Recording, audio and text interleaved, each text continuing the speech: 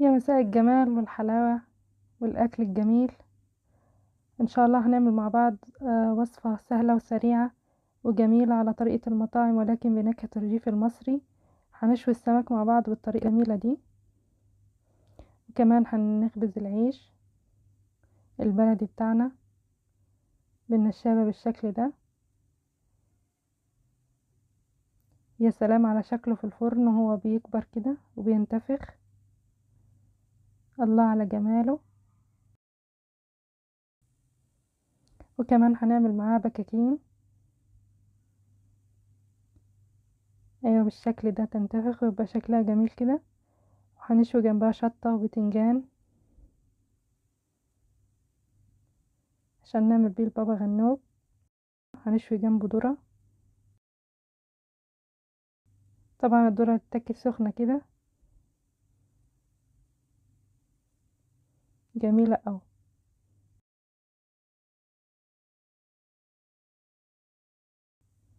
هنبدأ بخلطة السمك.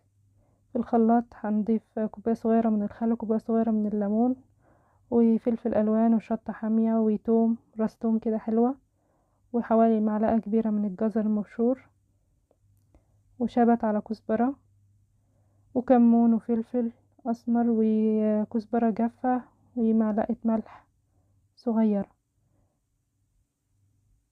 هنضرب كل الكلام الجميل ده مع بعض في الخلاط.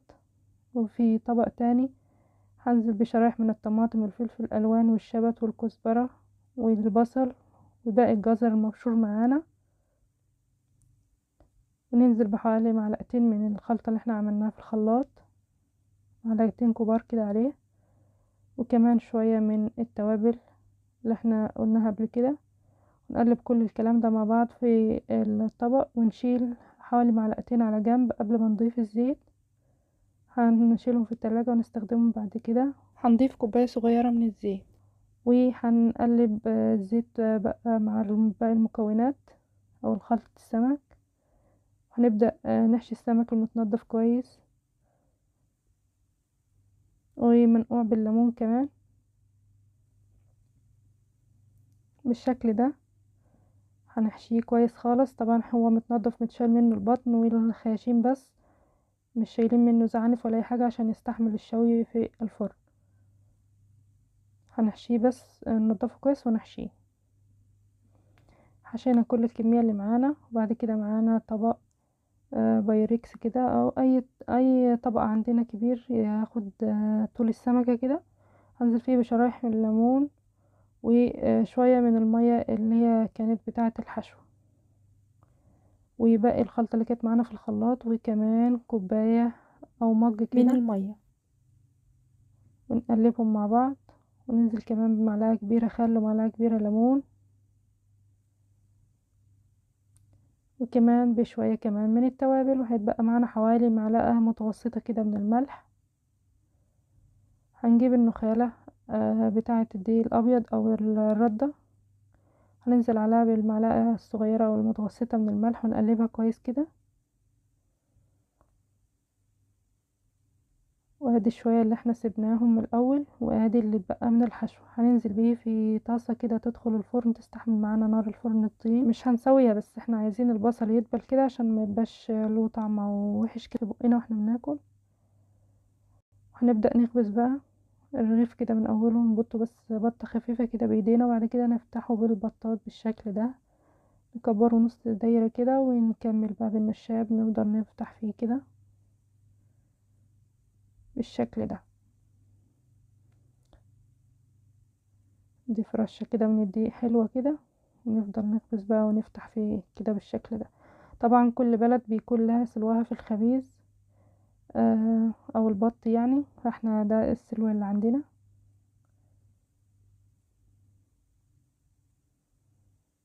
هنفضل نرق فيه كده لحد ما يكون شبه القلاش كده، ورقة القلاش كده.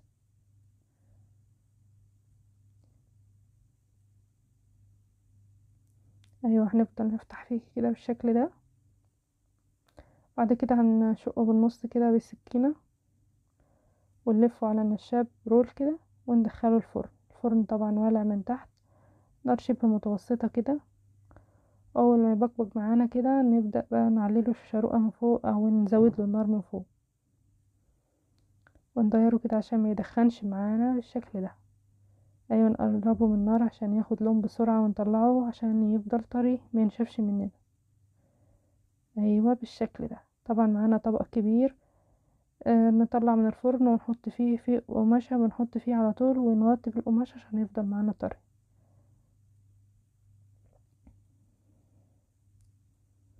طبعا احنا عندنا في الريف بنخبز بكميات مش 6 أرغفة ولا حاجة، لا بنخبز بكميات.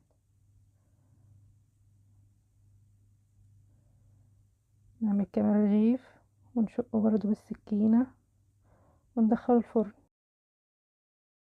لو حابين طريقة العجين ممكن نعملها معاكم في فيديو تاني ان شاء الله. اول ما يبدأ يطلع فقاعات كده نعلله النار من الشروق. ايوه بالشكل ده. نعلي النار من فوق بالشكل ده. نبدأ نديره بقى، وهو اول ما النار بتعلى يفضل ينتفخ معانا لحد ما ينتفخ كله وياخد لون بسرعة.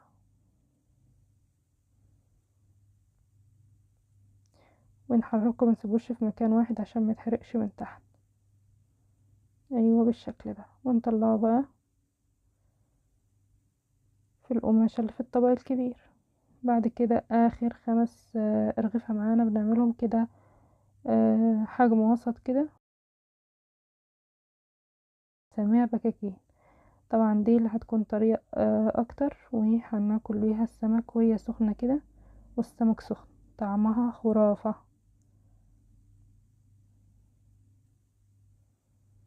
نبدأ نفتح كده بالبطاط، بعد ما نفتحها بايدينا شوية نبدأ بالبطاط.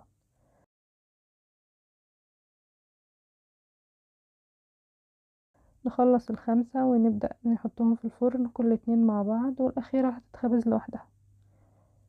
أول ما ينتفخوا كده نعللهم النار من فوق ياخدوا لون ونطلعهم على طول عشان يفضلوا ايه طريين معانا وجمال كده. ايوه بالشكل ده. ونغطي على طول. ادي الاتنين التانيين كمان.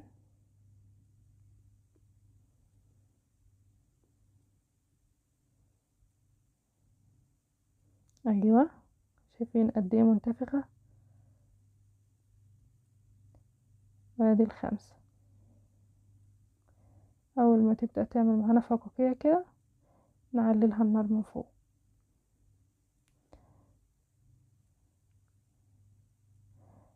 طبعا الخبز في الفرن وطريقة البط على تكبير الرغيف يعني وطريقة العجين بتخلي العيش حلو معانا كده ومنتفخ وفالح معانا في الفرن كده زي ما بنقول. ان شاء الله هصور لكم الطريقة بتاعة العجن كمان عشان نبقى كده الفيديو كامل مكتمل. بعد كده هنشوي الشطة والبتنجان معانا. شطة حامية وباردة خضرة وحمرة، وبين كل مرحلة ومرحلة كده في الفرن اي حاجة بنحطها في الفرن بننضف الفرن قبلها بمكنسة خاصة بالفرن بس. نعلي بقى للذرة كده عشان تطلع برضو طرية معانا ومستوية في نفس الوقت ومتاخدش معانا وقت في الشوي في الفرن. نطلع الباذنجان استوى وبعد كده نطلع الذرة. الله على جمال الذرة تتاكل وهي سخنة كده ما شاء الله.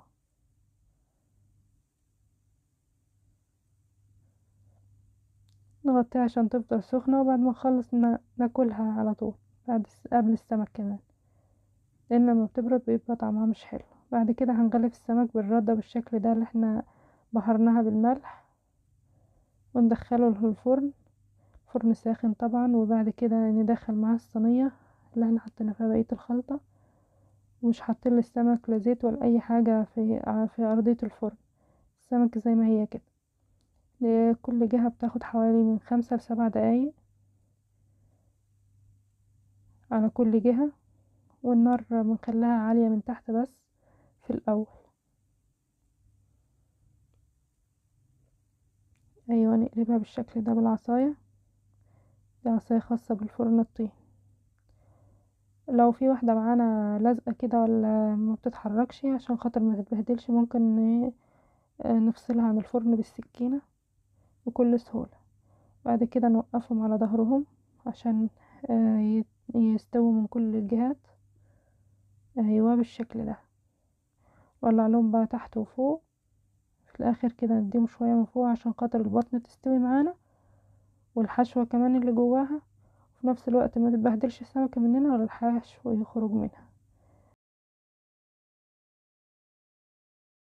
ننزل بقى في المية نصدمها كده وهي سخنة بالمية اللي احنا حضرناها من اللي هي مية السمك يعني. المية دي طعمها خطير خالص بس حامية خالص.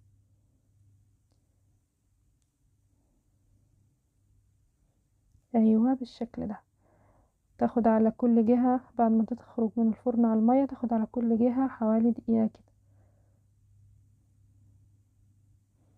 تتصدم كده وتتشرب وهي لسه سخنة، بتبقى المسام بتاعتها مفتوحة، تتشرب كل المية كده وتتصدم بيها مع شرايح الليمون كده. الطعم ايه رهيب، ولا الريحة، يا سلام على الريحة.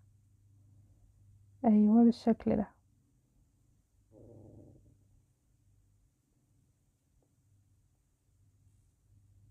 ايوه كده بالشكل ده. طبعا نوسع السمك لبعضه كده، نوسع بين كل واحدة والتانية، وبعد كده بقى على طبق التقديم.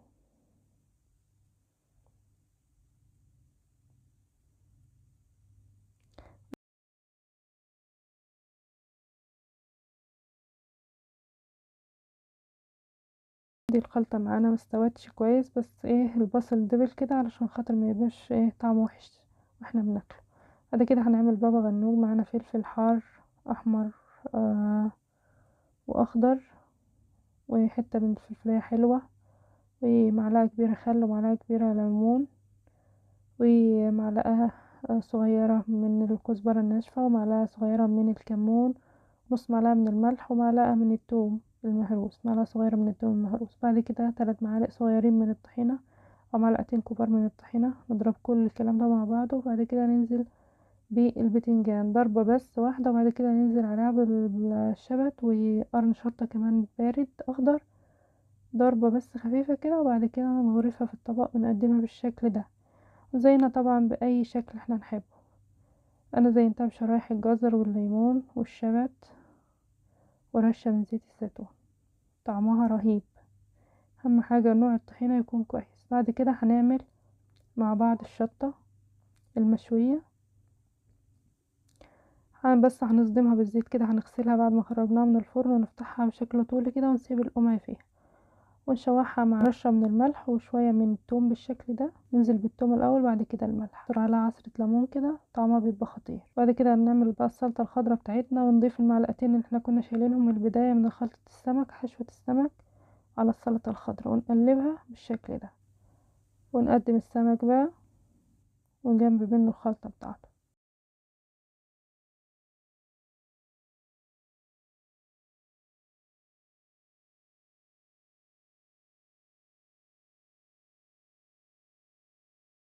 قدم السمك بالشكل ده مع الرشة كده من الخضرة. يا سلام على الحركات والتكات. ايوه بالشكل ده. بألف هنا وشفا اللي هيجربه. واشوفكم على خير في فيديو جديد، واتمنى الفيديو يعجبكم. سلام.